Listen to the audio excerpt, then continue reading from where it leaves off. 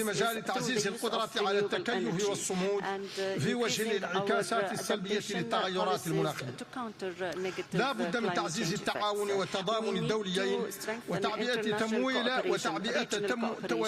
تمويلات تكون على قدر التحدي مع مراعاة أولويات الدول الأقل نموا خاصة في القارة الأفريقية. وإنني أتمنى لأعمال دورتنا هذه كل نجاح وتوفيق، نراجي بأن تسهم مخرجاتها في تعزيز وتنفيذ ما أعلن عنه في الدورة السابقة وفي تسريع تعبئة الموارد الضرورية لضمان فعالية جهودنا المشتركة في مواجهة مختلف التحديات المناخية. أشكركم والسلام عليكم.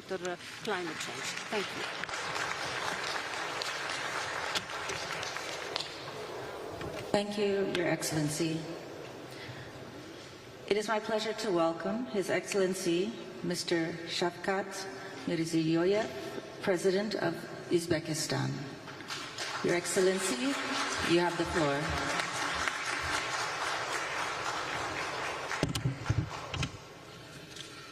Hurmatli delegatsiya rahbarlari, avvalambor Azerbayjon Respublikasi Prezidenti İlham Aliyev janob olilarining bugungi tarixiy konferensiyani go'zal Bakú shahrida yuksak darajada tashkil etgani bilan samimiy tabriklayman. Biz Ozarbayjonning zamonaviy iqlim tahdidlariga qarshi kurashish yo'lida xalqaro hamkorlikni kengaytirish bo'yicha faol sa'y-harakatlarni to'liq qo'llab-quvvatlaymiz. Hurmatli sammit ishtirokchilari, iqlim o'zgarishlari bugungi kunda asosiy global tahdidga aylanib bormoqda. Geosiyosiy ziddiyatlar kuchayishiga bevosita ta'sir ko'rsatmoqda. Ayniqsa kambag'allikka qarshi kurash, oziq-ovqat va energetika xavfsizligi, suv va resurslardan foydalanish muammolarini kuchaytirmoqda. Bularning asoratlarini Markaziy Osiyoda o'tkir his qilmoqdamiz. Iqlim muammolari aholimizning turmush sifatini oshirish va milliy taraqqiyot strategiyalarini ro'yobga chiqarishda yangi to'siqqa aylanmoqda. Parij bitimi doirasidagi bosh maqsadimiz mintaqada havo haroratining jadal o'sishiga yo'l qo'ymaslik va joriy 100 yillikda 1,5-2 gradus atrofida saqlab qolishdir. Bu borada biz O'zbekistonda uglerod neytralligiga erishish bo'yicha keng miqyosdagi islohotlarni qat'iy olib boryapmiz. 2030-yilgacha havoga is gazi chiqarishni 35% ga kamaytirishni reja qilganmiz. Bu majburiyatni 2050-yilga qadar yanada kengaytirishga tayyormiz. Yashil energetika ulushi 40% gacha oshiramiz. Elektromobil va yashil vodorod klasterlari, quyosh va shamol generatsiya hublarini yaratyapmiz. Yashil makon dasturimiz doirasida ko'kalamzorlashtirish hududlarini keskin ko'paytirmoqdamiz. Qo'shni mamlakatlar bilan mintaqaviy iqlim strategiyasini hayotga tatbiq qilmoqdamiz. Shu kunlarda Yevropaga yashil energiya yetkazish bo'yicha ko'p tomonlama bitimni imzolaymiz. Hurmatli xonimlar va janoblar, O'zbekiston global iqlim o'zgarishlari oqibatlarini birgalikda bartaraf etishda o'zining amaliy hissasini kengaytirish niyatida. Birinchidan, rivojlanayotgan mamlakatlarga iqlim xatarlarini aniqlash uchun yetakchi davlatlar va xalqaro institutlarning texnik ko'magini kengaytirish dolzarbdir. Bu borada iqlim tufayli yo'qotish va zararlarni baholash bo'yicha xalqaro markaz ta'sis etishni taklif qilaman. Ikkinchidan, transchegaraviy suv resurslari ifloslanishining oldini olish va barqaror bioxilma-xillikning saqlashda yagona yondashuv zarur. Mintaqamiz misolida aytib o'tmoqchimanki, bir avlod ko'z o'ngida Orol dengizining butunlay yo'qolishi sayyoramiz miqyosida fojiaga aylandi.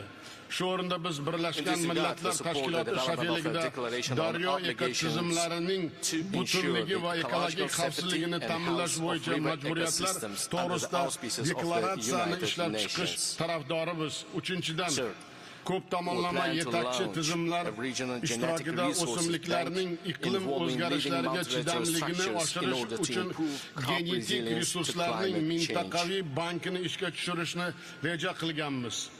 dengizga chiqish imkon bo'lmagan davlatlar uchun yurtimizda Birlashgan Millatlar Tashkilotining innovatsion agrosanoat hubini yaratish tashabbusini ilgari suramiz. 4-dan iqlim o'zgarishlaridan zarar ko'rayotgan megapolis va shaharlarning barqaror rivojlanishi bo'yicha ilg'or bilim va amaliyot transferi uchun Jahon iqlim poytaxtlari alyansini tashkil etishni va uning birinchi forumini Toshkentda o'tkazishni taklif qilamiz.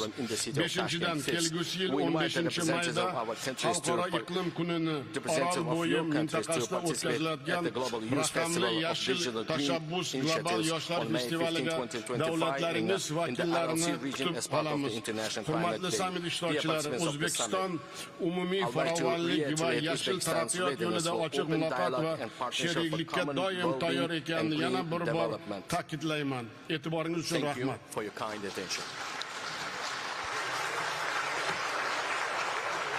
Thank you, Excellency.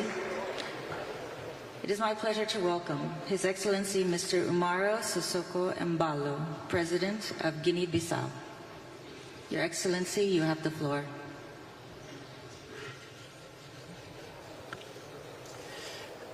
Senhor Ilhan Aliyev, Presidente da República de Azerbaijão, a 29ª Conferência das Partes da Convenção de Quadro das Nações Unidas sobre alterações climáticas acontece num momento de crise climática global que implica medidas urgentes e concertadas. Devemos ter a vontade política de assumir as nossas responsabilidades e de coletivamente encarar os desafios atuais com o necessário espírito de cooperação e de solidariedade. Na Guiné-Bissau temos implementado uma série de ações estratégicas para mitigar os impactos climáticos e reforçar a resiliência das nossas comunidades. Iniciamos projetos de reflorestação e proteção dos mangás fundamentais para a preservação da biodiversidade e para a absorção de carbono. Estamos também a promover iniciativas de conservação da água e fortalecimento da agricultura sustentável, que consideramos setores críticos para garantir a segurança alimentar. Tais medidas reforçam as capacidades adaptáveis das nossas comunidades e dos nossos ecossistemas. Intensificaremos esses esforços com a realização de novos projetos previstos na nossa estratégia nacional.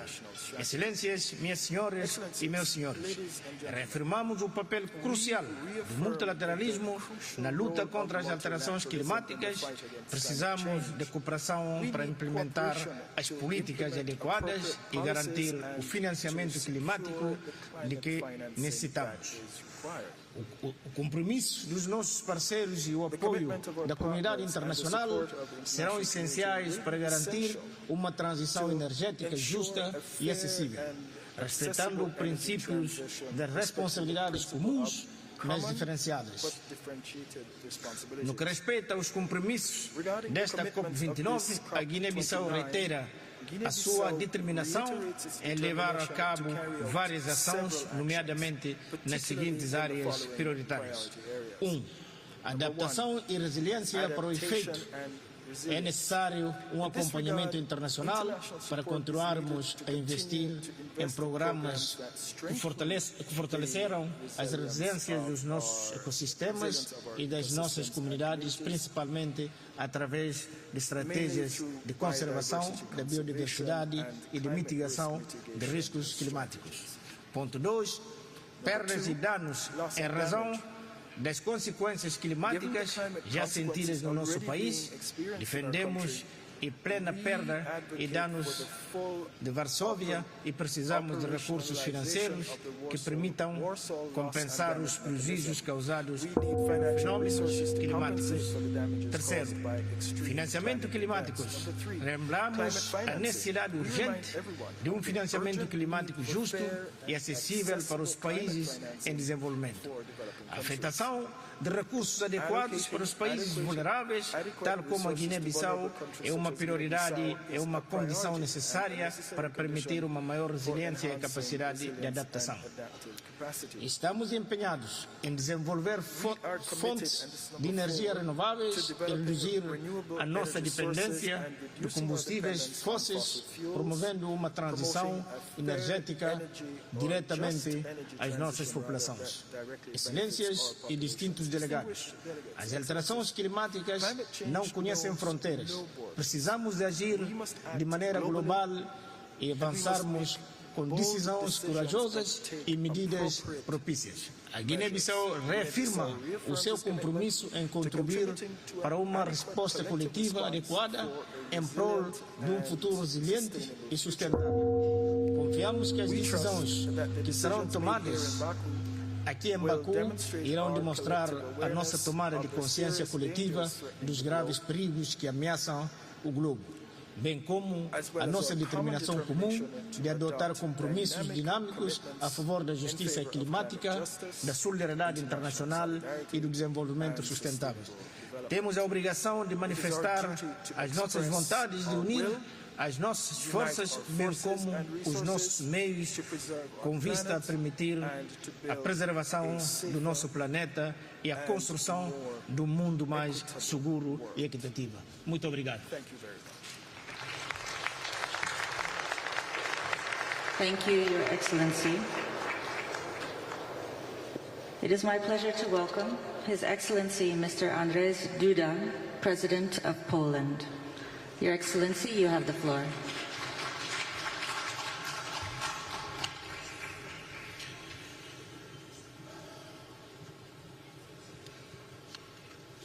Distinguished Madam President, distinguished Mr. Secretary General, distinguished President Aliyev, distinguished Presidents, heads of the states and the governments, ladies and gentlemen, I warmly congratulate Minister Mukhtar Babayev on taking over this year's presidency of the 29th session of the Conference of the Parties of the United Nations Framework Convention on Climate Change.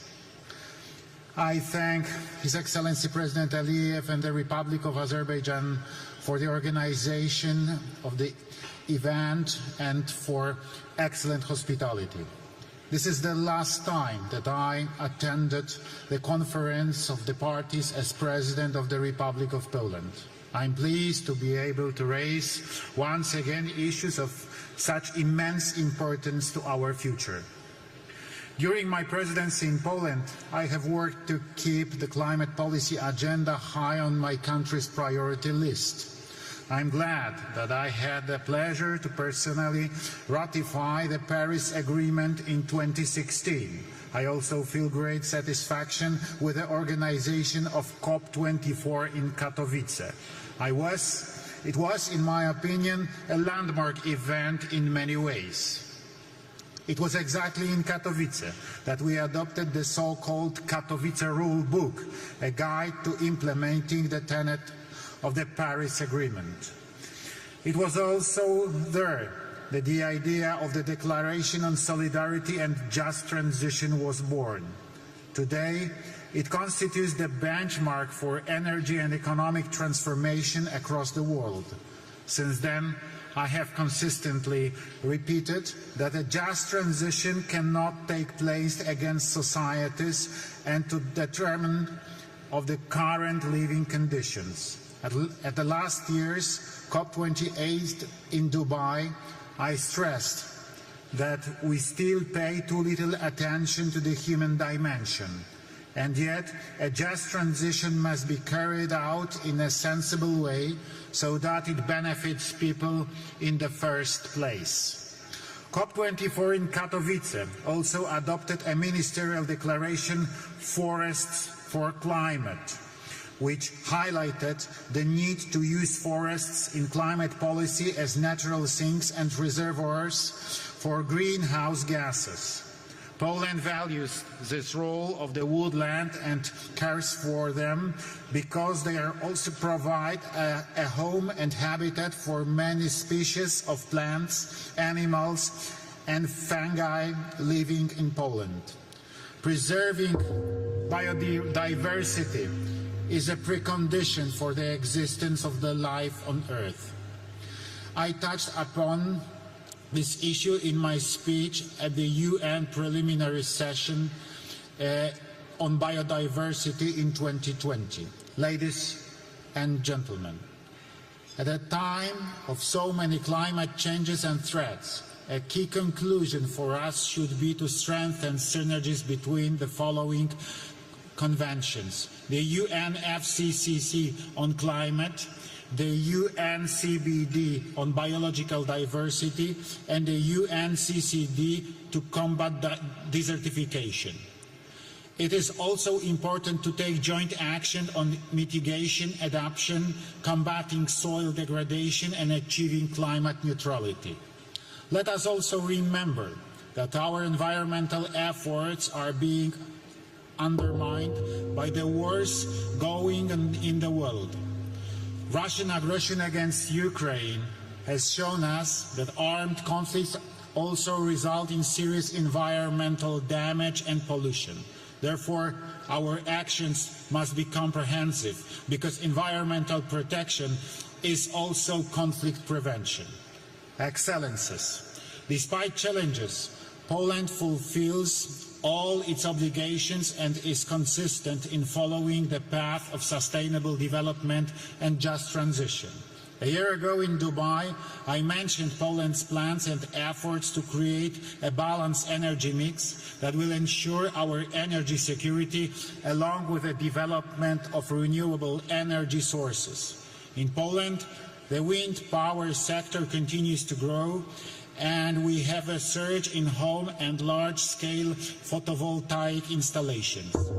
At the same time, we are drilling more wells for the development of geothermal energy. A year ago, I also presented Poland's ambitions to build a stable nuclear power industry. I am glad that in Dubai, I was able to take part in the event accompanying the adoption of the Declaration of Tripling Nuclear Power Capacity. I signed it with full conviction because I believe that nuclear is the future. And it is only nuclear that will help us to achieve our climate goals and guarantee clean, safe and stable energy. We are an example of a country which for years has been able to ensure both a steady GDP growth and a decrease in the carbon intensity in our economy. This is the best confirmation that our actions are correct and that Poland is following the path of sustainable development set by the UN. Listening to the current and previously held speeches by other heads of state, I know that Polish solutions are appreciated in the world. I am glad that many Polish ideas, including mine, are being implemented by other countries. Let's cooperate and inspire each other in order to jointly bring about new pro-climate solutions that are beneficial to humans, the environment and the climate.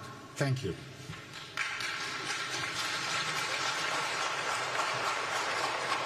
Thank you, Your Excellency.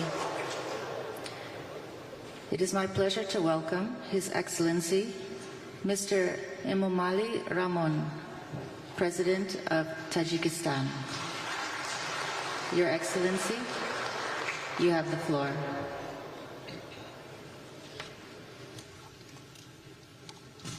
Muhtaram Janobi Rais, Hormova Janoban, با حکومت جمهوری آذربایجان و سازمان ملل متحد برای مهمان نوازی و در سطح بلند برگزار نمودن چهارمین امروزه سپاسگزارم.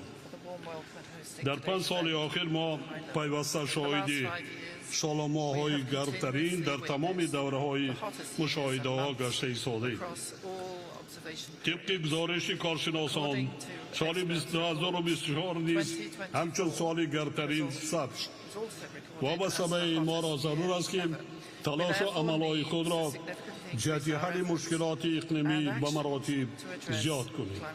حاضرین گرامی، ما در اساس استراتژی رشد اقتصادی سبز خود نیت داریم که تا سال 2032 استحصال از انرژی را در کشور پورا از حساب منبع‌های تجدید شونده برا مانده تا سال 2037 تاجیکستان را به کشوری سبز تبدیل دهیم. امروز علاقه 98% برق ما از حساب گرد و انرژتیکا یعنی انرژی سبز استحصال می شود و حصه تاجیکستان با کمترین نشانداد حجم پرتوهای گازهای گلخانه‌ای ما را در جهان در جای 130 قرار داده است. نقطه مهم دیگری میخوام که توجه شما را به آن جلب نمایم مسئله پیوستگی زیچه آب و اقلیم می باشد. باعث خوشنودی است که در کاپ 29 اعلامیه آب برای عمل در ساحه اقلیم قبول می گردد. وابسته به این ما را ضرور است که به مسئله آبشوی با صورت پیریک‌ها که در نتیجه پیامدهای تغییر اقلیم صورت می گیرد توجه مخصوص ظاهر نماییم. در این راستا با تشبث تاجیکستان مجمع عمومی سازمان ملل سال 2025 را سال حفظ پیریک‌ها اعلام کرد. مطابق این قطعنامه روز جهانی پیریک‌ها معین گردیده در نزد سازمان ملل بنیاد اعتماد حفظ پیریک‌ها تأسیس داده شد. تاجیکستان حصه خود را در این بنیاد گذاشته از همه شریکان نیز دعوت به عمل می‌آورد که این اقدام را دستگیری کنند. همچنین در اساس این قطعنامه ماه می سال آینده در دوشنبه گذرانیدن کنفرانس بین‌المللی سطحی بلند عاید به حفظ پیریک‌ها به نظر گرفته شده است.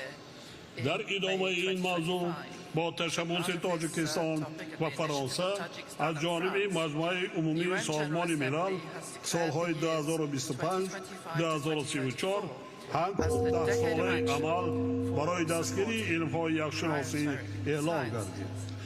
با در نظر داشته اهمیت مسائل مذکور پیشنهاد می‌نمایم که با سرپرستی سازمان جهانی آب و هواشناسی و در همکاری با دیگر شریکان رشد در شهر دوشنبه مرکزی هم آهنگسازی منطقوی عاید به یخشناسی تأسیس داده شود.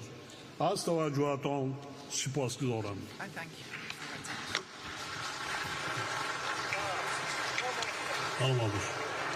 Thank you, Your Excellency.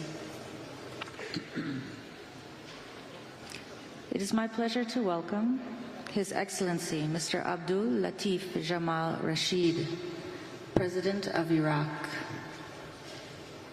Your Excellency, you have the floor.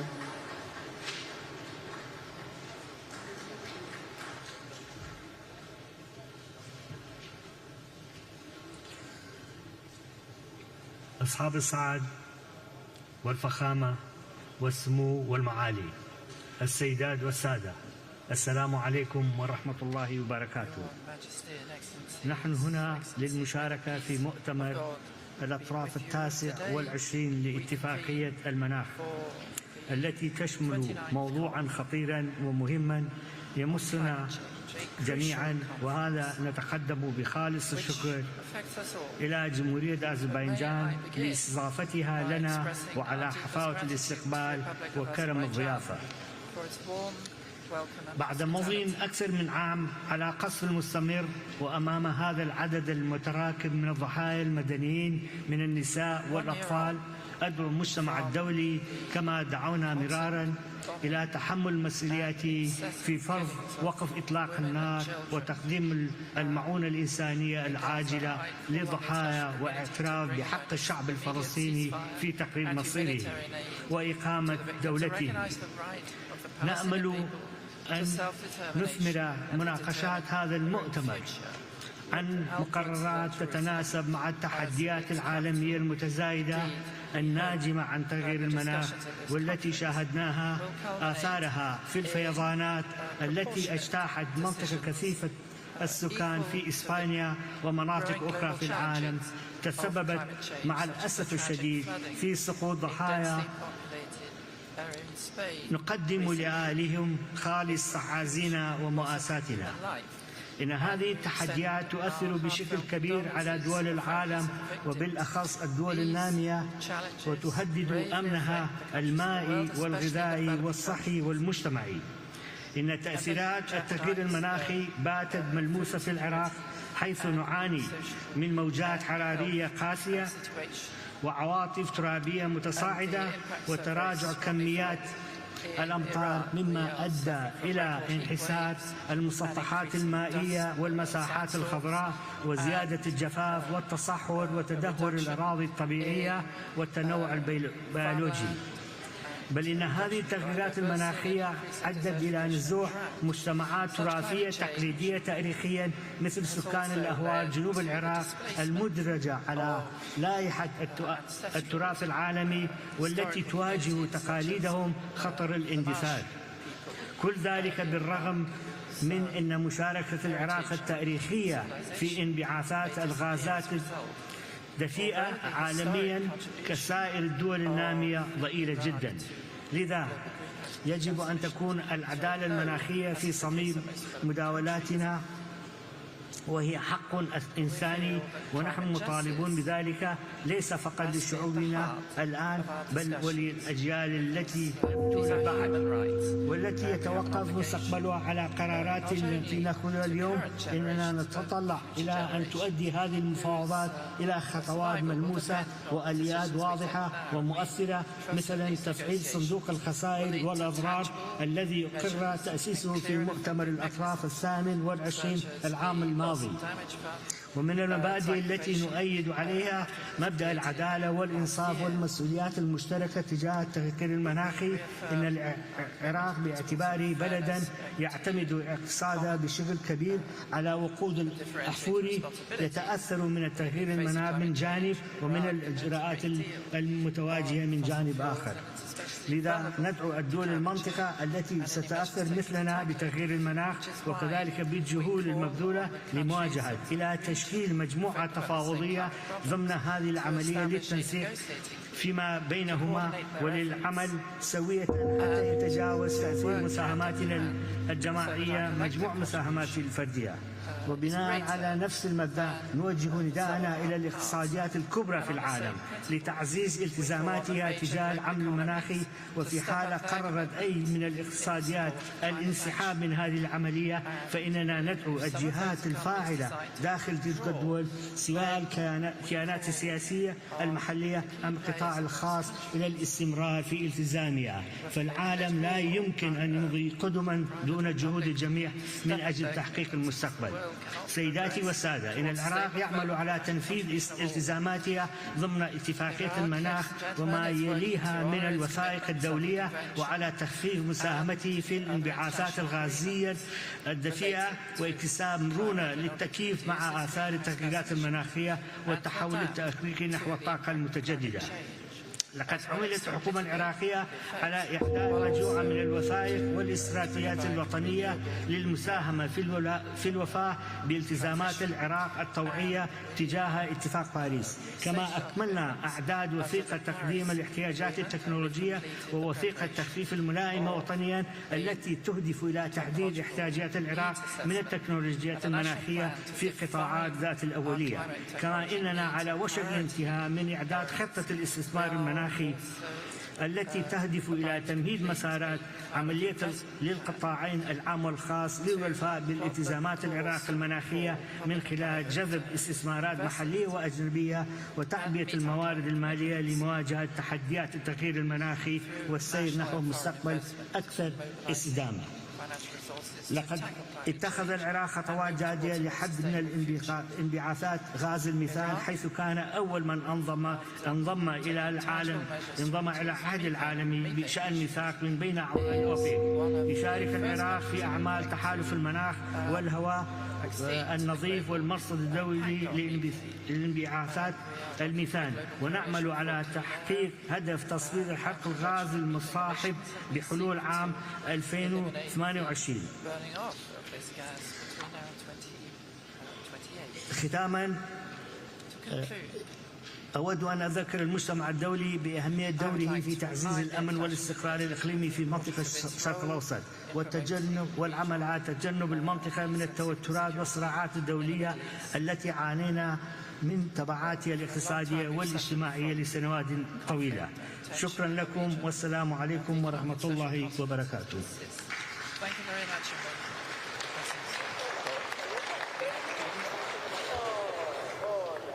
Thank you, Your Excellency. It is my pleasure to welcome His Excellency Mr. Sadir Zaporov, President of Kyrgyzstan. Your Excellency, you have the floor. Урматтуу айымдар жана мырзалар, глобалдык климаттын өзгөрүшү тездеп бара жаткан шартта бүгүн биз Париж келишиминин максаттарына жетүү үчүн климаттык иш-чараларды координацияланган жеткиликтүү каржылоо маселесин талкуулап, бир пикирге келүүгө тийишпиз. Климаттык маселеде дүйнөдөгү бардык өлкөлөр бири-бирине кандай мамилелерде экенине карабай биригишибиз керек. Биз климаттын өзгөрүшүнө каршы чараларды каржылоо боюнча жаңы жамааттык максатты тез арада кабыл алууну колдойбуз жана өнүккөн өлкөлөрдө өнүгүп келе жаткан мамлекеттерге жардамды 2 триллион акч долларына чейин жеткирүүгө жана бул каражаттарды алуу жолдорун жеңилдетүүгө чакырабыз. Кыргызстан өз тарабынан климаттык жана туруктуу өнүгүү долбоорлоруна сырткы карызды алмаштыруу механизмин демилгеледи. Биз мамлекеттик тышкы карызды конкреттүү жашыл долбоорлорго алмаштыруу аркылуу реструктуризациялоону сунуштайбыз. Анын ичинде Кыргызстанда түзүлүп жаткан климаттык трасттык фондун механизмин пайдалануу менен экология жана туруктуу тоо өнүгүүсү тармагындагы долбоорлор каржыланат. Бул фонддун ишмердүүлүгүнө кызыктар өлкөлөрдү катышууга чакырам. Учурдан пайдаланып, Түркия менен Германияга ыраазычылыгымды билдирип кетким келет. Анткени ушул эки өлкө карыздарды жашыл долбоорлорго алмаштырууну чечишти. Урматтуу айымдар жана мырзалар, биздин өлкөдө энергияны кайра жаралуучу булактары боюнча ишке ашырылып жаткан долбоорлорду белгилеп кетким келет. Мисалы, коңшу өлкөлөр менен биргеликте аймактагы эң ири гидроэлектростанциялардын бири болгон Камбарата 1 кесин куруу боюнча долбоору ишке ашырыла баштады. Климаттын өзгөрүшү шартында суу ресурстарын натыйжалуу жана сарамжалдуу пайдалануу маселелери өзгөчө актуалдуу болуп жатат. Ушуга байланыштуу өнүгүү боюнча өнөктөштөрүбүздү энергияны жана ресурстарды үнөмдөөчү технологияларды ишке киргизүү боюнча регионалдык борборду Бишкек шаарында түзүү демилгесин колдоого чакырамын. Кымбаттуу катышуучулар, биз мөңгүлөрдүн эриши, алардын аянтынын кыскарышы, суунун азайышы, тургакчылык жана чөлгө айлануу сыяктуу көйгөйлөрдү байкап жатабыз. Тоолуу аймактардагы жана экосистемалардагы процесстерге байланыштуу тоолордо гана эмес, ошондой эле төмөнкү аймактарда жашаган адамдардын жашоосу дагы көз каранды экендигине сиздердин көңүлүңүздөрдү бургум келет. Региондогу суу ресурстары климаттын өзгөрүшүнө байланыштуу жылдан жылга азайып, суу энергетикалык жана азык-түлүк коопсуздугуна жана жалпы эле бардык өлкөлөрдүн социалдык экономикалык абалына терс таасирин тийгизүүдө. Тоолуу аймактарды туруктуу өнүктүрүү маселесинин маанилүүлүгүн эске алып, БУнун башкы ассамблеясы биздин демилгебиз менен 77-чи сессиясында тоолорду туруктуу өнүктүрүү резолюциясын кабыл алып, анын алкагында 2023-2027 жылдар тоо аймактарын өнүктүрүү боюнча аракеттердин 5 жылдыгы деп жарыялады. Бардыгыңыздарды тоолуу 5 жылдыктын жыйынтыгын чыгара турган 2027 жылы Кыргызстандагы Бишкек плюс 25 экинчи глобалдык тоо саммитине чакырам. Көңүл бурганыңыздар үчүн терең ыраазычылык билдирем.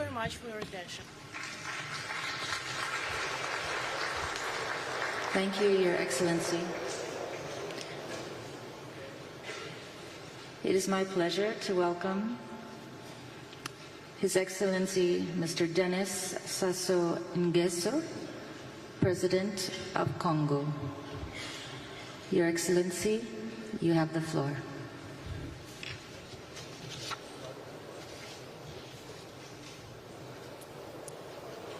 Mesdames et Messieurs les chefs d'État et de gouvernement, Monsieur le Secrétaire général des Nations Unies, Monsieur le Président de la COP29, Mesdames, Messieurs, permettez-moi d'adresser toutes mes félicitations à la République d'Azerbaïdjan, à son président et à son gouvernement pour l'excellente organisation de la COP29. Je leur adresse mes plus sincères remerciements pour l'accueil chaleureux réservé à ma délégation et à moi-même. Mesdames et Messieurs, la République du Congo, la plupart d'entre vous le savent, prend depuis près d'un demi-siècle toute sa part dans l'effort global de lutte contre le changement climatique et l'érosion de la biodiversité. Mon pays a en réalité placé les questions liées à la préservation de l'environnement au cœur de sa politique nationale et au centre de son engagement sur la scène internationale. Cette année, au mois de juillet, à Brazzaville, la capitale de mon pays, a abrité la première conférence internationale sur la forestation et le reboisement, liant l'intention à l'acte afin de consolider le rôle essentiel des forêts dans la régulation du climat et pérenniser l'initiative d'un reboisement planétaire général. Le Congo vient de soumettre à l'Assemblée générale des Nations unies l'adoption d'une résolution sur la décennie mondiale de l'afforestation et du reboisement. Par ailleurs, conjointement avec le groupe de pays forestiers africains, dit du C15, la République du Congo porte aujourd'hui ce que l'on pourrait appeler une initiative de justice climatique, une démarche qui vise à inclure le capital naturel brut des pays dans le calcul du PIB de leurs États. Mesdames et Messieurs, en 2015, nous avions tous placé nos espoirs dans l'accord de Paris, car cet accord qui est fondé sur le principe de la justice climatique et de la transition juste établit clairement le cadre mondial de la lutte contre le changement climatique pour la stabilisation du réchauffement global à moins de 1,5 degré Celsius.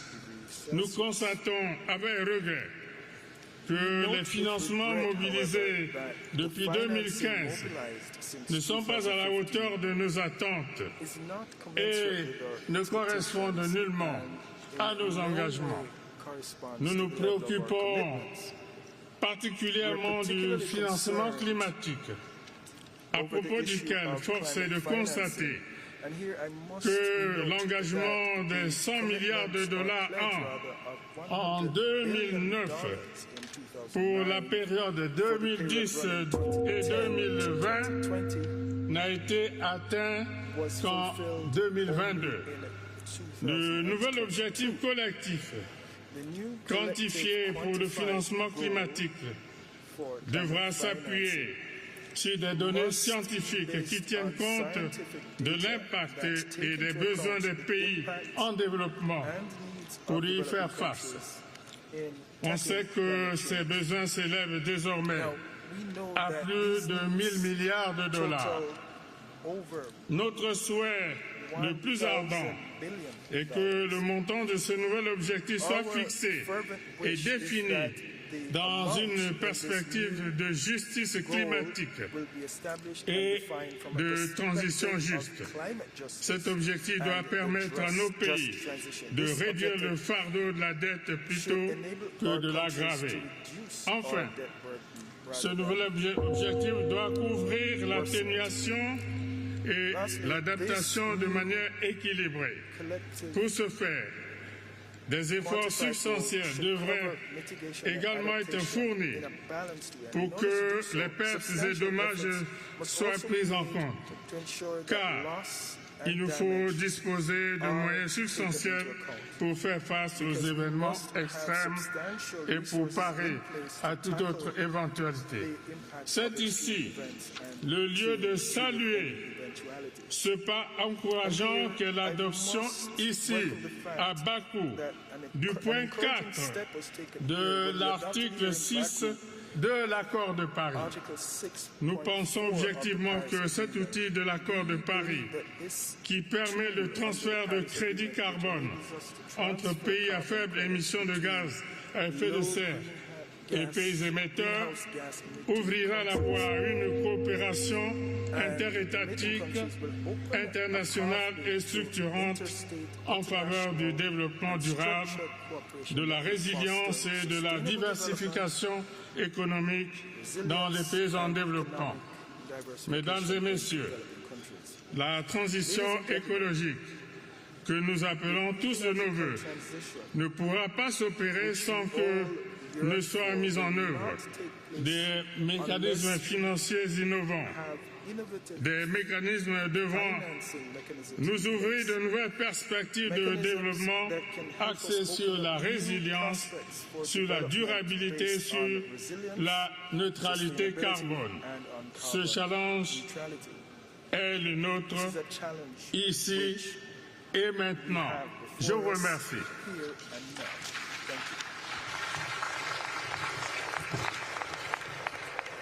Thank you, Your Excellency.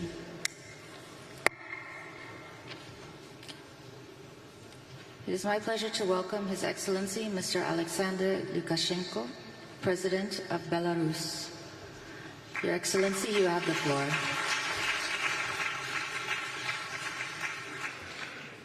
Уважаемые друзья, здесь очень много говорили о том, кто сколько сделал по улучшению климата, но я сравниваю последний период после предыдущего нашего саммита.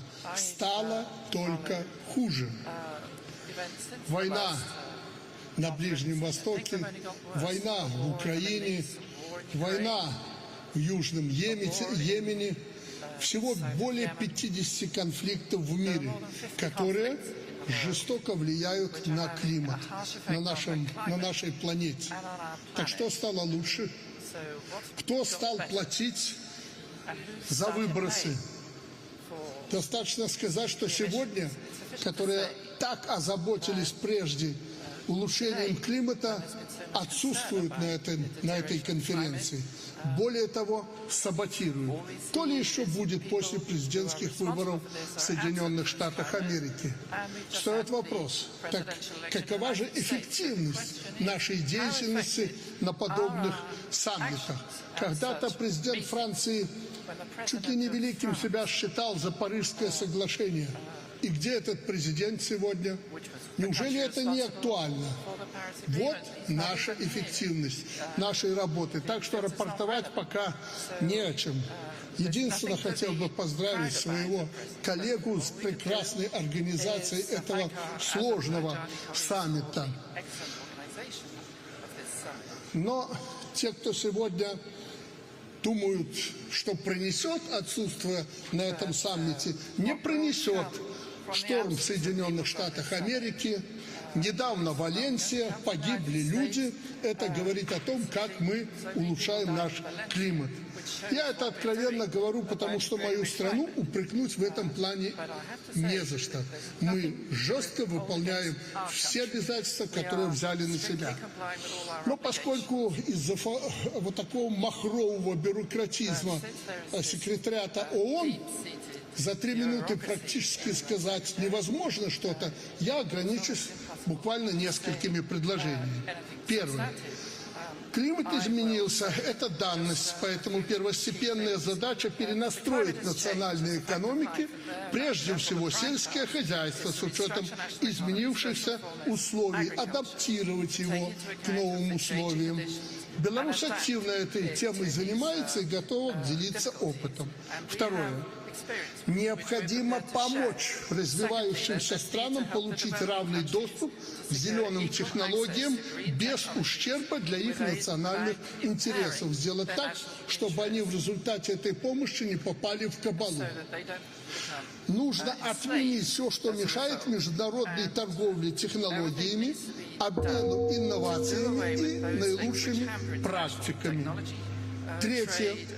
Мы сегодня уже столкнулись с ситуацией, когда новая продукция, позиционируется как более экологически безопасная альтернатива, но в то же время наносит не меньший вред.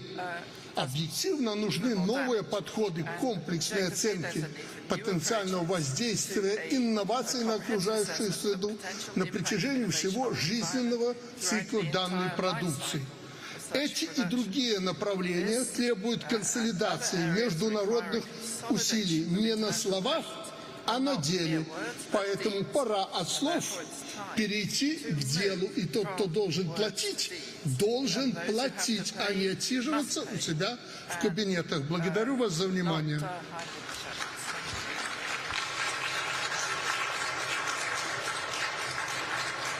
Thank you, Your Excellency. It is my pleasure to welcome His Excellency Mr. Mohammed Yunus A. Menfi, President of Libya. Your Excellency, you have the floor.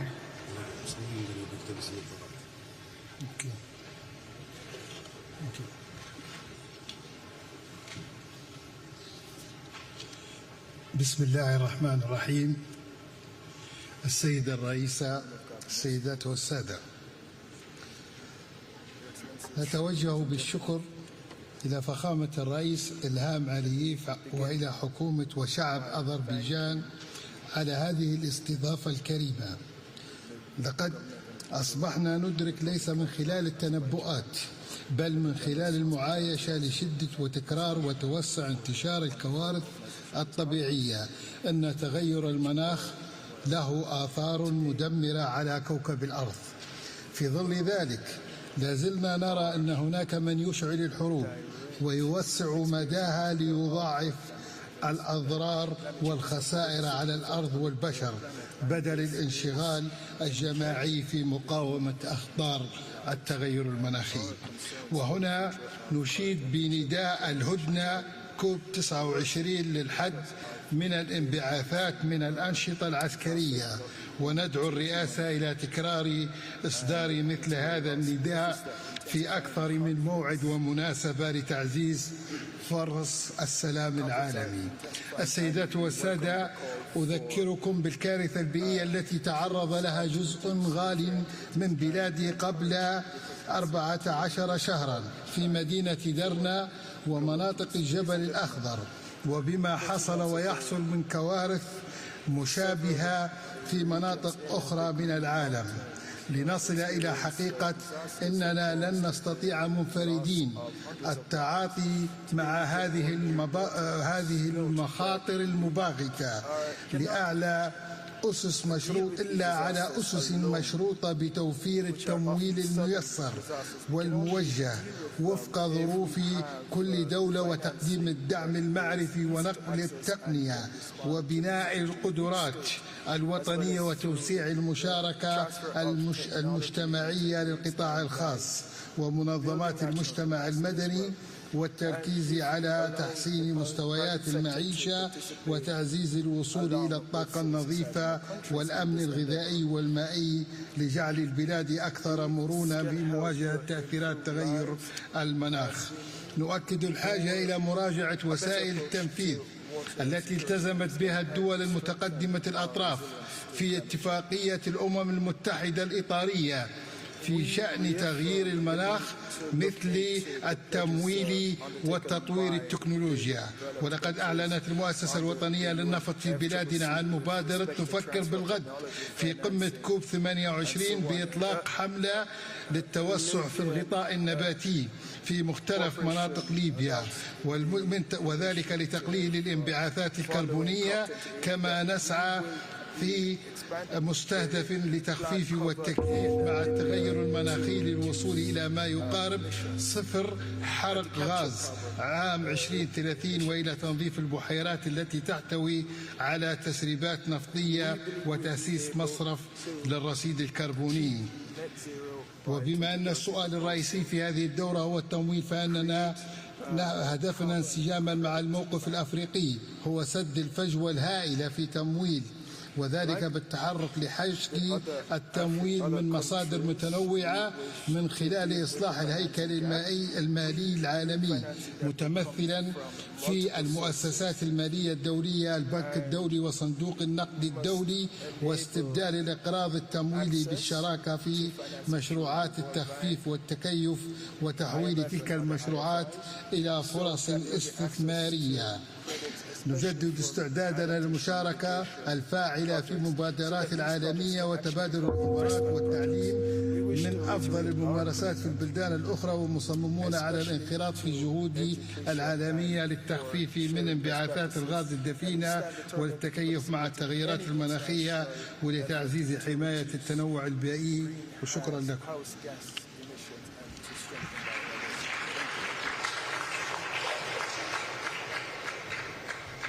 Thank you, Your Excellency. It is my pleasure to welcome His Excellency, Mr. Rumen Radev, President of Bulgaria. Your Excellency, you have the floor. Excellencies, let me first express my gratitude to our host, the Republic of Azerbaijan, and the Presidency of the Conference for organizing this significant event in times of political, security and climate challenges all around the world. The continuity of our actions is crucial to deliver ambitious and balanced approach to achieve the climate goals in the complex geopolitical context. Agreeing on the achievable new collective quantitative goal on finance will be the main expected outcome of this conference. The new goal must provide financing from all possible sources, both public and private, to address the financing needs for mitigation and adaptation measures, focusing on the most vulnerable countries. At the same time, we must significantly strengthen the mitigation ambition and remain on the course of decarbonizing global energy systems. This can only happen if we embrace all available technologies, significantly improve energy efficiency, upgrade energy infrastructure and ensure that energy security remains of utmost importance. Bulgaria is committed to not only be a part of regional energy cooperation initiatives across Central and Eastern Europe, the Balkans and the Black Sea region, but also beyond, by strengthening the links between the European Union and non-EU countries who share our priorities on climate neutrality, just energy transition, energy security and low-carbon technological innovation.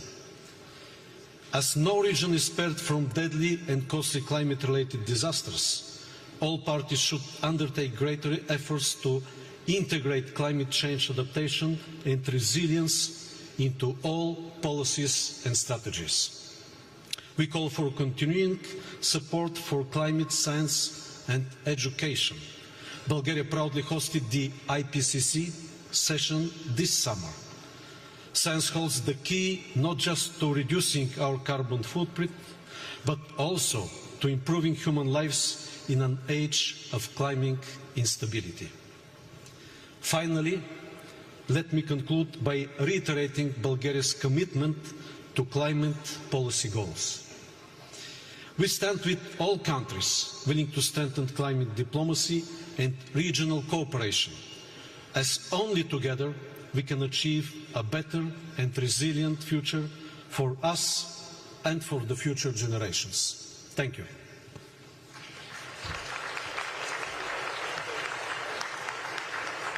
Thank you, Your Excellency.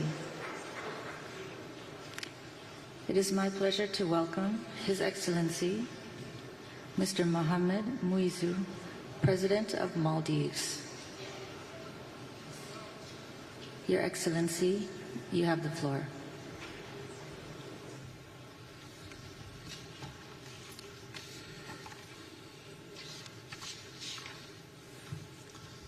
Bismillahirrahmanirrahim.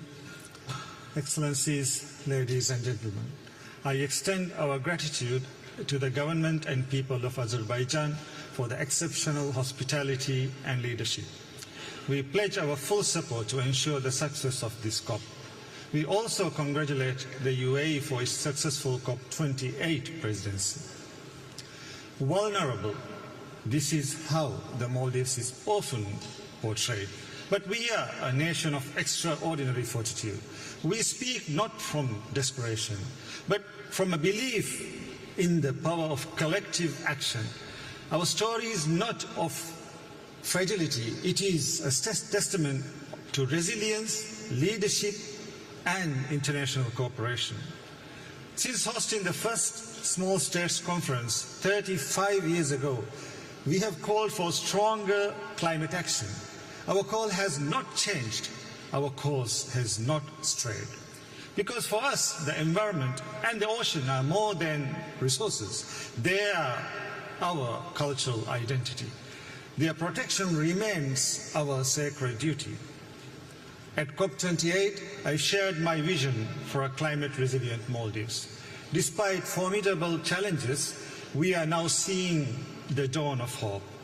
We recently launched our energy policy and roadmap, green initiatives to strengthen food security and affordable housing, and economic diversification through expanding port services, special economic zones, in addition to new development banking, unlocking new investment opportunities.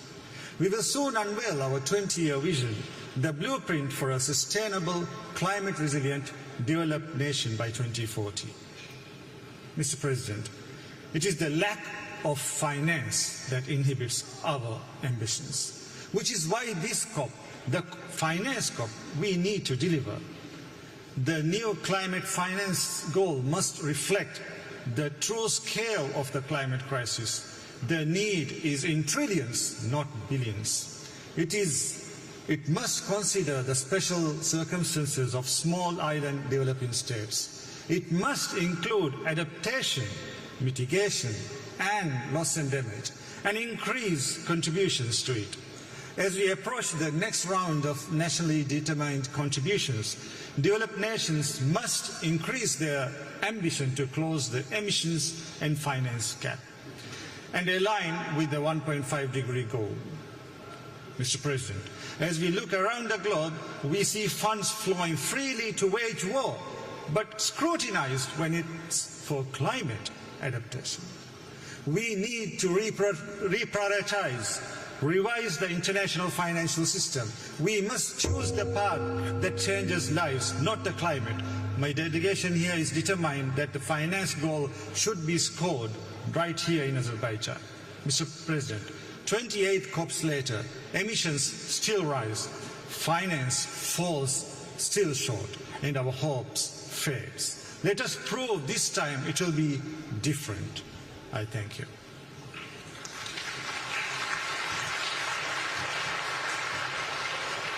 Thank you, Your Excellency.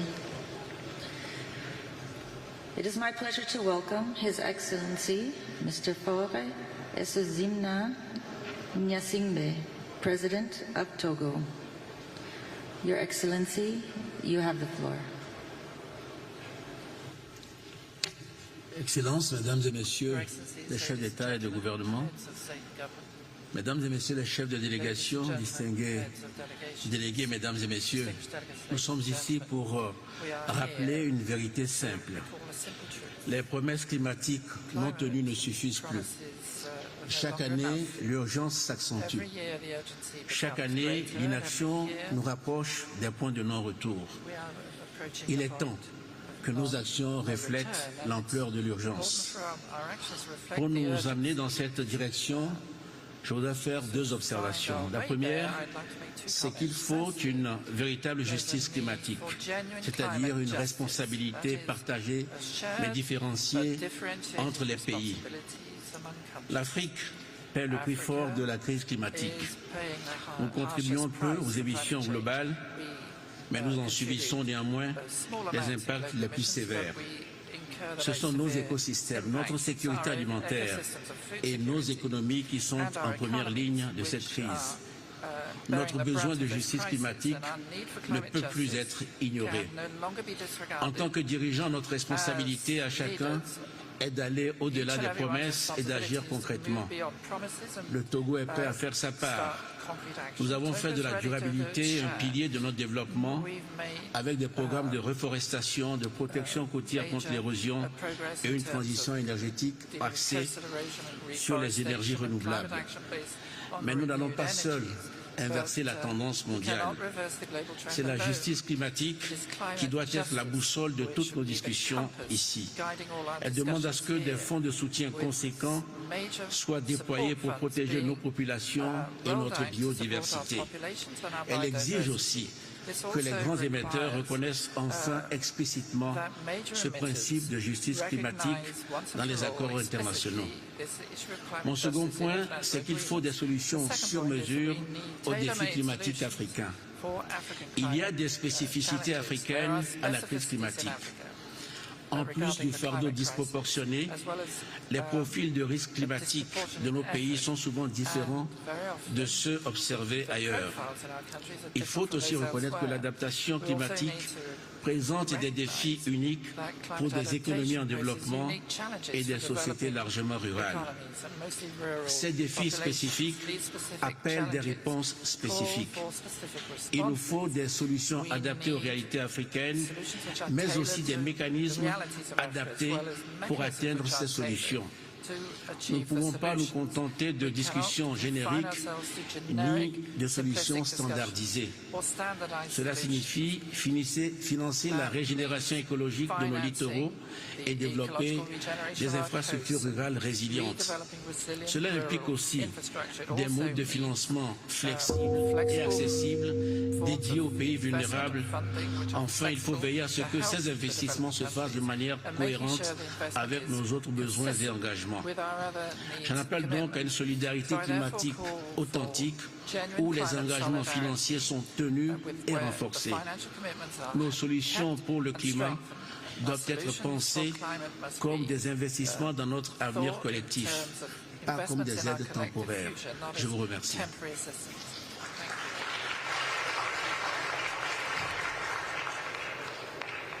Thank you, Excellency. It is my pleasure to welcome Her Excellency Dr. Hilda Heine, President of Marshall Islands. Your Excellency, you have the floor.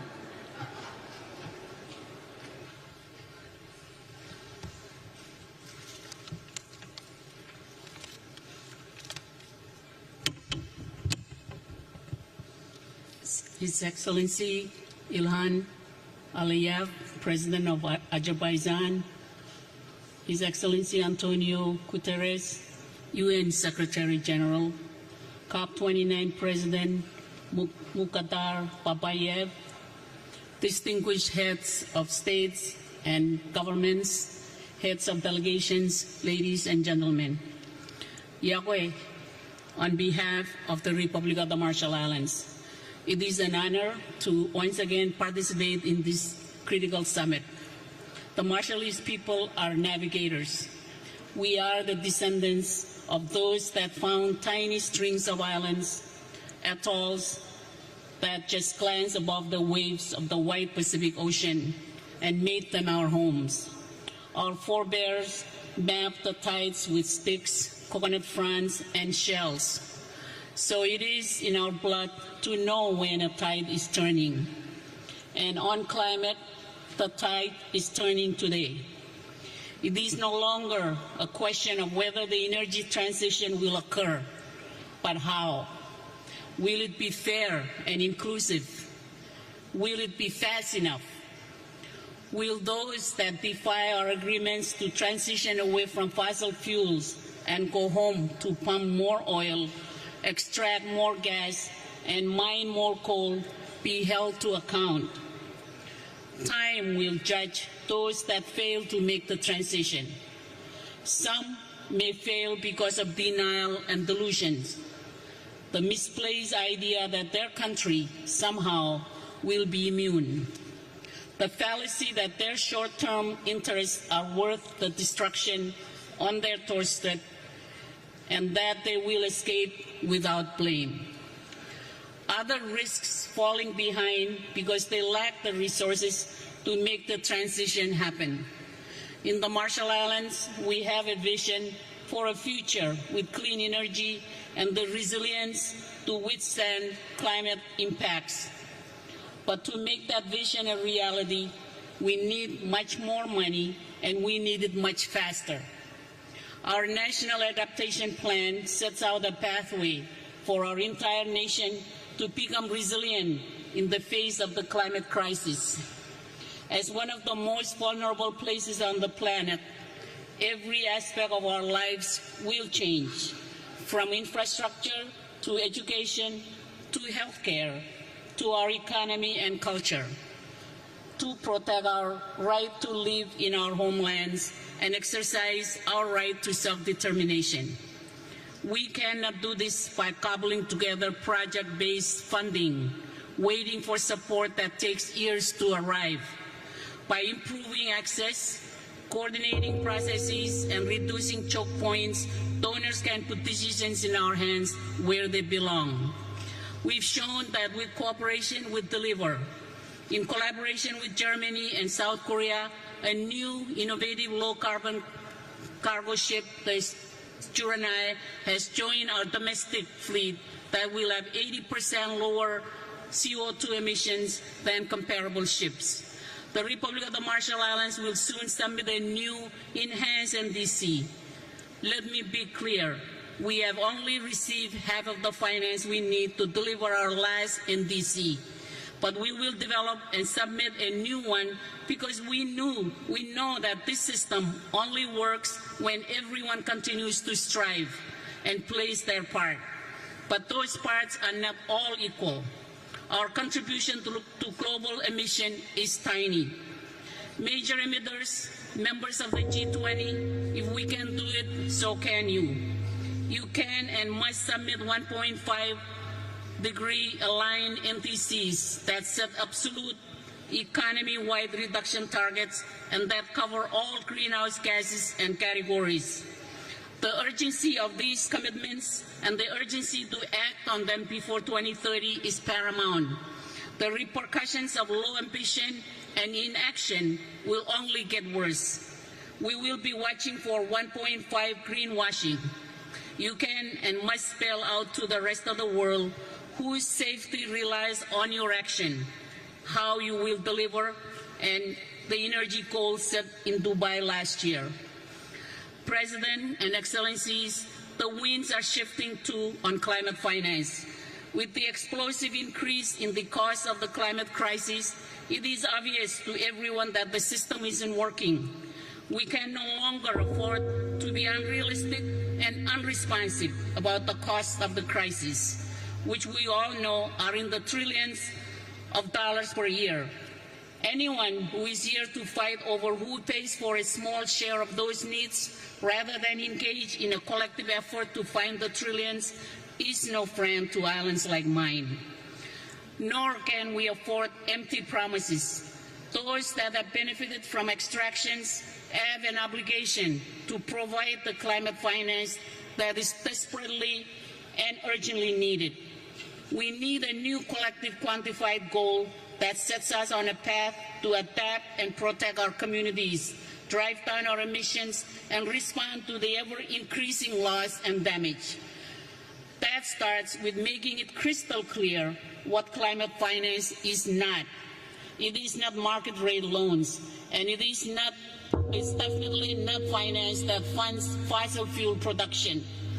Article 9 of the Paris Agreement contains specific protection for SIDS that have never been operationalized. The new call must remedy this by ensuring a minimum floor of finance that flows to our islands. We can no longer afford to base our hope on an international financial architecture that holds us in the past, that perpetuates inequities. There is no shortage of proposals for how to reform these institutions. What has been missing is the willingness to make it happen. Excellencies, climate change threatens human rights. Every person on this planet has the right to a safe and healthy environment where they can thrive and have their dignity upheld. We must heed the voices of those that hold us to account and demand from us as governments the highest standards, and their rights must be respected. We won't succeed with a process and outcomes that are not inclusive. It is clear that women and children will suffer the most if we fail to stay within 1.5 degrees centigrade and to adapt. They must be part of the solution from the community level to the international. We cannot afford to exclude Taiwan, a country which is under threat from the climate crisis, but also offer solution and innovation from this process. They deserve a seat at this table. Excellencies, it is time to fortify faith and trust in the process that we have created together to solve the climate crisis. The Paris Agreement is a beacon of hope that has guided change around the world. The success of this process does not depend on one country, but on all of us.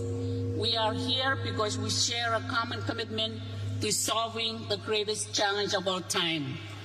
In our Marshallese culture and traditions, we have a saying, "Wakuk wachumor," which literally means we are all on the same canoe, and that we must all work together if we are to reach our destination. Our world demands that we steer our canoe of humanity to reach a future that is safe and secure for generations to come. Thank you to the government and generous people of Azerbaijan for hosting us here in the beautiful city of Bakú. Komoltada, I thank you very much.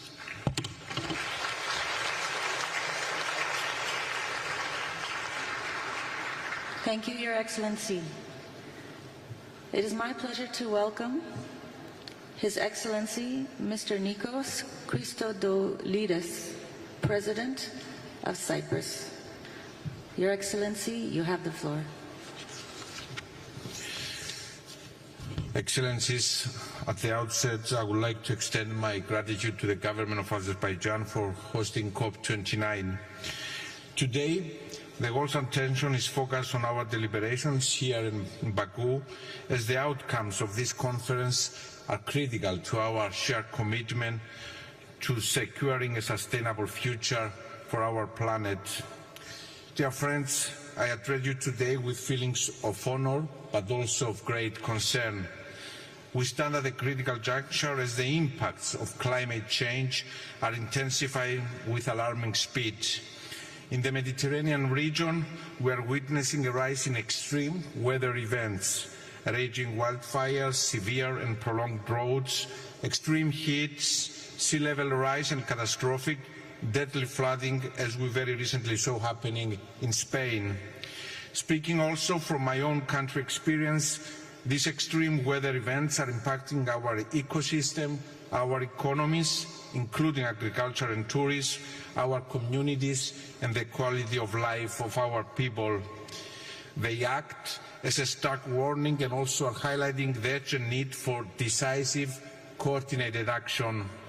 We need immediate, targeted responses at both the national and regional levels.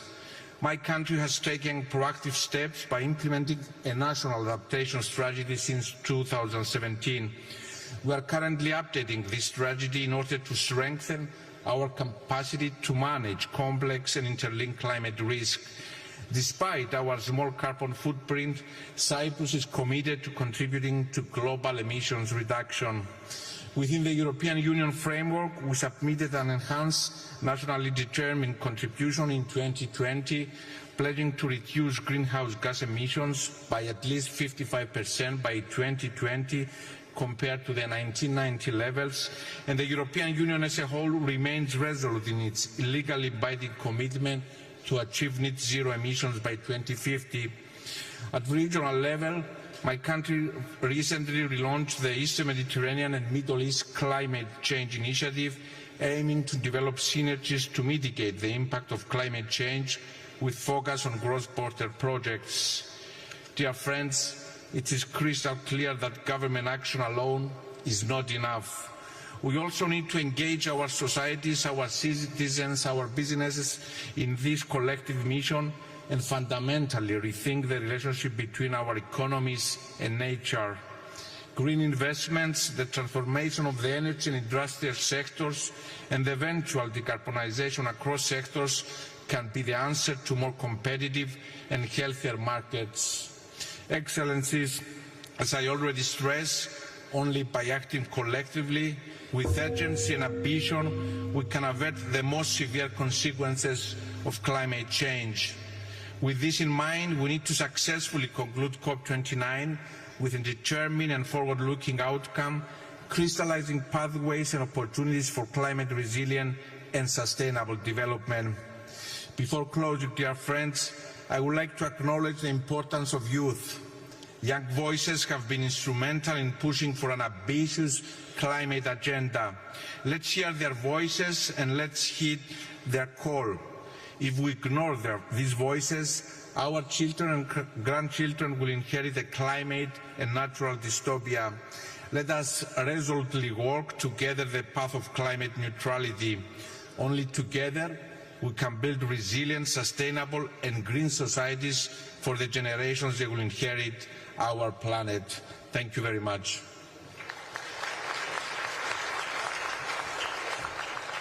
Thank you, Your Excellency.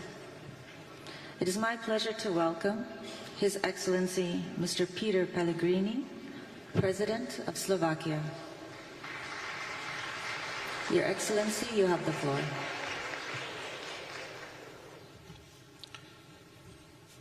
Excellencies, ladies and gentlemen, this year my country, Slovakia, as others in Europe, has experienced the hottest summer on record. It brought heavy rains and devastating floods. The greenhouse gas concentrations are the highest in the humankind. We have crossed critical 1.5 Celsius degrees in 12 consecutive months. And this gives us a real taste of what the planet can become. Climate change accelerates, so it's the detrimental effects on our planet. Longer we wait, more we can lose in terms of lives, ecosystems and economies. Esteemed colleagues, in face of climate change danger, every single country is too small. True commitment of all to multilateralism is badly needed. Let us ask, can we succeed without all the biggest economies and polluters stepping up? Developing countries need our solidarity. Can they succeed if our approach to financing and its contributors remain the same? Everyone needs to speed up. My country does. We cut our emissions by almost 50% since 1990. In energy sector, we shut down our last coal mine in 2023 and remaining 2 coal power plants recently. It's a big step towards full phase-out of coal from our power generation. At this COP, Slovakia joins the call to action for no new coal. Soon, my country's electricity will come from low-emission sources by 90%, mainly nuclear and renewables. We will also become its net exporter, and already we help Ukraine, which lacks electricity due to Russian aggression. For Slovakia, the second largest producer in Europe, nuclear is crucial on path towards neutrality. In innovations, we want to go beyond small modular reactors. Only around 40% of nuclear fuel we can turn into energy in current large-scale reactors. We want to become leader in multiple reuse of this spent fuel. This could be a real breakthrough in energy security or costly nuclear waste storage. We could secure enough energy for many generations to come. Till the end of this decade, my country plans to reduce emissions at least by 55%. To achieve it, we will invest €14 billion to decarbonize sectors, increase renewables, and to advance our resilience. I am an advocate of the rational choice that do not harm the working people, the most vulnerable, our competitiveness and prosperity. If we lose trust of our citizens as politicians, we cannot succeed. Slovakia pledged to contribute €2.2 million to the Green Climate Fund by 2027. Our climate finance grow. It helps our developing partners to build their cleaner future and their resilience to climate adversity. Colleagues, I wish this COP and its presidency a progress towards meaningful climate action in line with the global stocktake along all standards of the Paris Agreement for sustainable well-being of and at our planet. Thank you very much.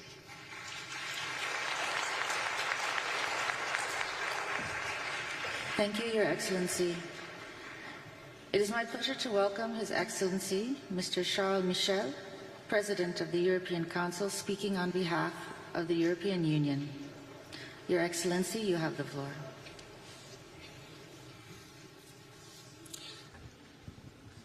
Mesdames et Messieurs les chefs d'État et de gouvernement et de délégation, Excellences, Mesdames et Messieurs, chacun de vos qualités. Le monde est sur le fil du rasoir. Guerre d'agression de la Russie contre l'Ukraine, guerre à Gaza et crise tragique au Proche-Orient, guerre civile au Soudan. Ces conflits et de nombreux autres entraînent des désastres humanitaires pour les populations civiles et polarisent nos sociétés partout dans le monde. L'impérialisme violent, vengeance éternelle, châtiment collectif sont des poisons qui nous mettent tous en danger. L'Union européenne croit profondément dans un monde et un ordre fondé sur des règles. La force de la loi et pas la loi de la force des règles qui doivent être décidées ensemble. Mesdames et Messieurs, chaque semaine, quelque part dans le monde, nous faisons face aux conséquences dévastatrices des changements climatiques. Cette menace climatique est existentielle pour l'espèce humaine et nous portons la responsabilité, nous, espèces humaines, de cette guerre contre la nature. Et c'est vrai, certains portent plus que d'autres cette responsabilité, les pays dits développés. Et c'est ainsi que les accords de Paris doivent constituer notre traité de paix avec la nature. Le principe de coopération doit être le mode de mise en œuvre de cet accord. Courage et pas procrastination, solidarité plutôt qu'égoïsme, ambition plutôt que renoncement, choisir l'instinct de survie plutôt que le suicide collectif.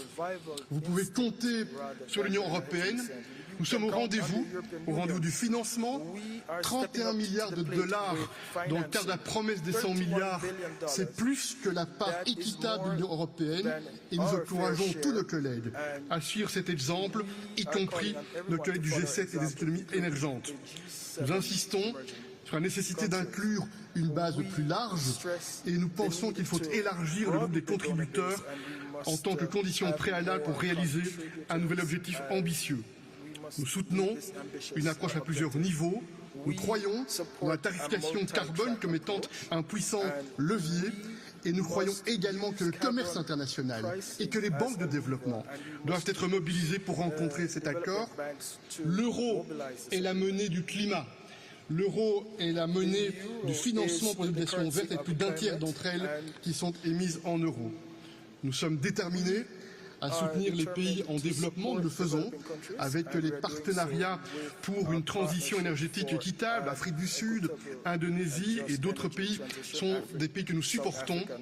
Il y a quelques semaines, à New York, et je conclus, Nous avons déjoué les pronostics pessimistes en concluant un accord, le pacte pour le futur. Dans ce moment sombre pour l'ordre multilatéral fondé sur des règles, ce pacte offre quelque peu de lumière. Je forme le vœu que cette COP soit celle de la confiance, de la ténacité et des actes qui se joignent aux paroles. Vous pouvez compter sur l'Union européenne. Je vous remercie.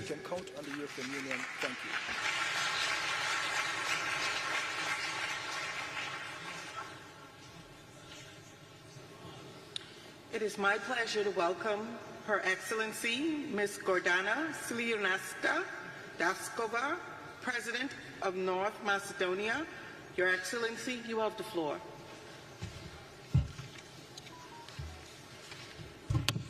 Mr. President, Excellencies, ladies and gentlemen, let me thank the Republic of Azerbaijan and President Aliyev for hosting, in my opinion, this urgent conference.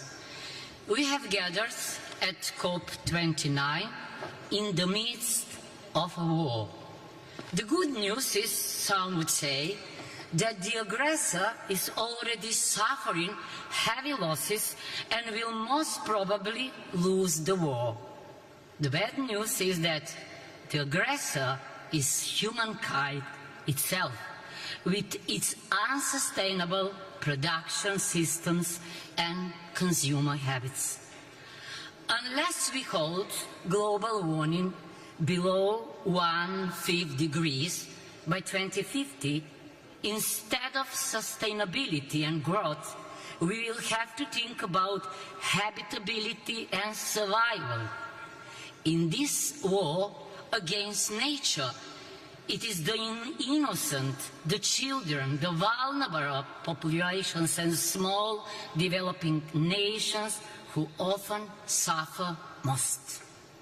Situated in one of the most climate vulnerable regions in the world, the Mediterranean, we must adapt our security, defense, energy, health, tourism, water, educational and other systems to this multidimensional challenge, making them inclusive to women, children and youth. We have endorsed the declarations on enhanced action in tourism and on water for climate action. In addition, I have appointed a climate expert in my National Security Council, and we have joined the group of friends on climate and security. Our goal is to accelerate the transition to a low-carbon economy across all sectors, including energy, transport, industry and agriculture. To achieve green growth, we will invest in green jobs and reskill workers, moving away from carbon-based energy production. Sustainable energy transition must be environmentally and socially just. We adopted a long climate action. We will introduce a legal framework for monitoring, reporting, verification and accreditation. In parallel, we will adopt a revised law on energy and a new law on renewables. These laws support the implementation of the challenging green agenda and sustainable connectivity cluster in EU membership negotiations, requiring €3.1 billion for renewable energy and energy efficiency. The Economic and Investment Plan and the Green Agenda for the Western Balkans provide funding for this. Regardless of progress in the EU accession process, countries should have ongoing access to climate action funds before membership. Esteemed Excellencies, we need a peace agreement, a natural contract, as Michel Serra would say, to stop treating nature as adversary and start treating it as partner. The Paris Agreement, the SDGs are the blueprint of that peace agreement, of that natural contract. Let's implement them in the line with the principle Pacta sunt servanda.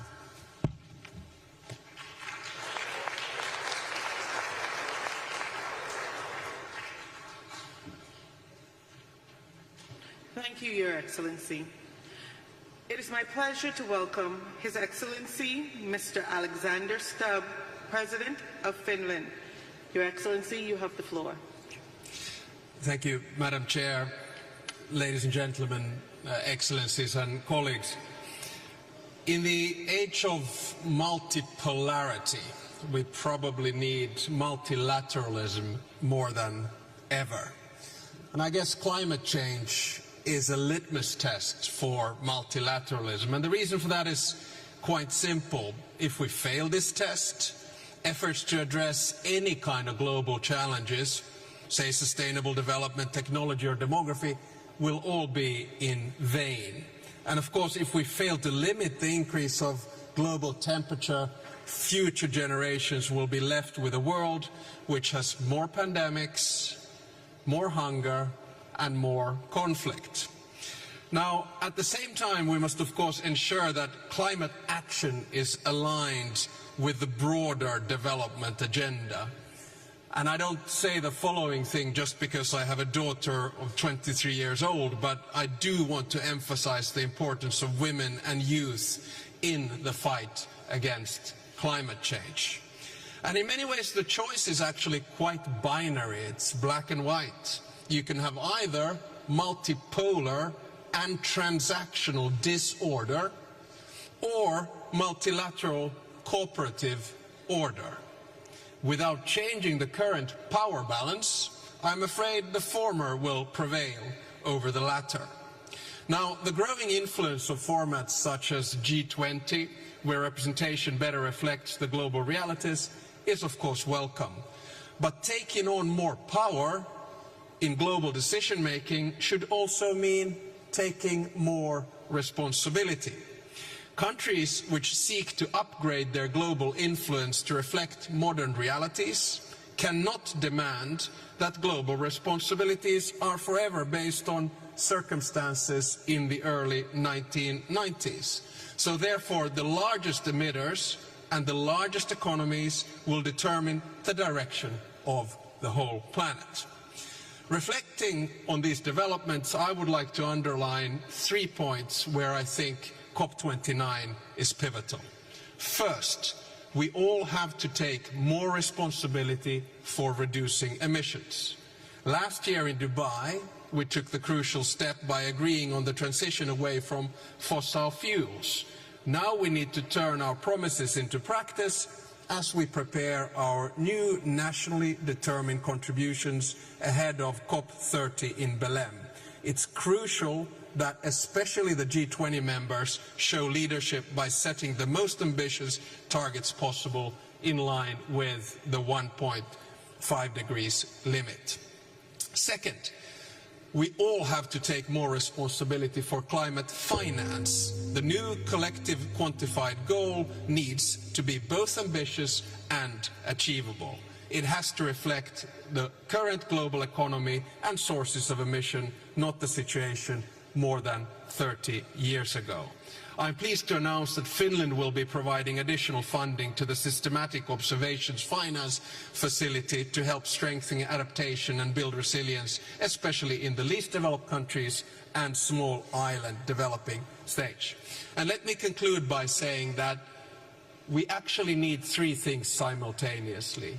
We need targets and legislation, we need finance, both public and private, and we need technological innovations.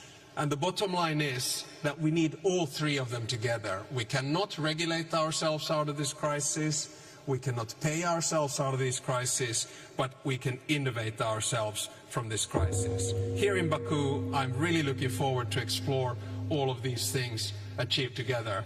And whenever in the future I hear that gong, I shall take it as a symbol for the urgency we have to fight climate change. Thank you very much.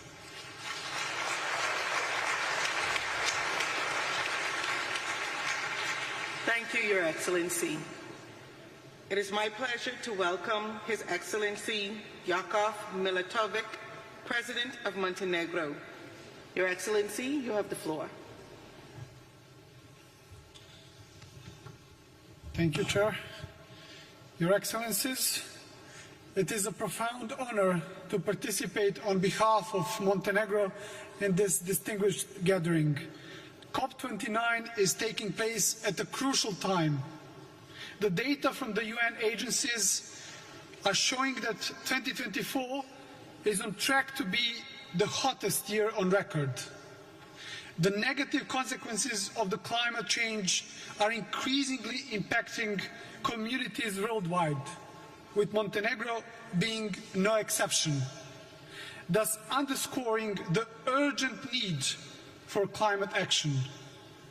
Since the early 1990s, Montenegro's commitment to aligning national policies with international sustainability standards has been evident, especially when the country became the first nation in the world to establish its status as an ecological state within our own constitution, thus pledging to integrate all environmental considerations across areas of national governance. Although our share in global CO2 emissions is negligible, and Montenegro's contribution to environmental goals may seem modest in a global context, this does not exempt us from the responsibility to contribute to collective efforts towards carbon neutrality. As an EU candidate country, Montenegro aligns its policies with those of the EU, and as such, we have committed to sharing the climate ambition expressed in the European Green Agenda. Through our NDCs, Montenegro has pledged to reduce greenhouse gas emissions by 35% by 2030 compared to 1990 levels. And as the goal is assessed to have been already achieved, the country is planning to raise the target to 55%, while the policymakers are actively exploring ways to further enhance this goal. In parallel, Montenegro is actively investing in renewable energy infrastructure, including the development of wind farms and solar energy panels, while the plans for doubling the capacity of the undersea electricity connection with Italy is already being planned, thus positioning Montenegro as a unique link between the Balkan and Italian electricity systems.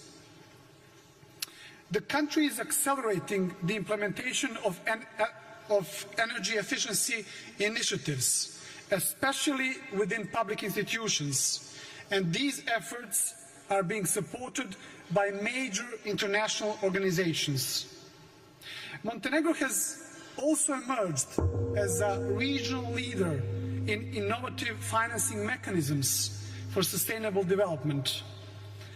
Building on existing institutions like the Eco Fund, the country has, in partnership with the UN office in Montenegro, introduced what we call Sustainable Development Goals Acceleration Fund, thus creating a unique and powerful tool for fostering partnerships that represent a new generation of financing for SDGs.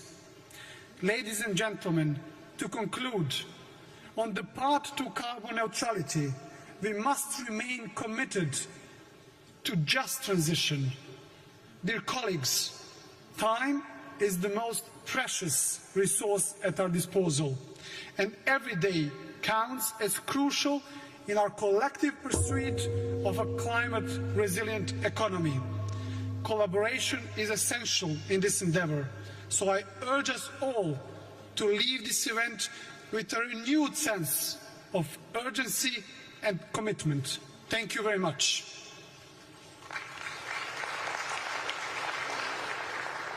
Thank you, Your Excellency. It is my pleasure to welcome His Excellency Mr. Ramchandra Paldale, President of Nepal. Your Excellency, you have the floor.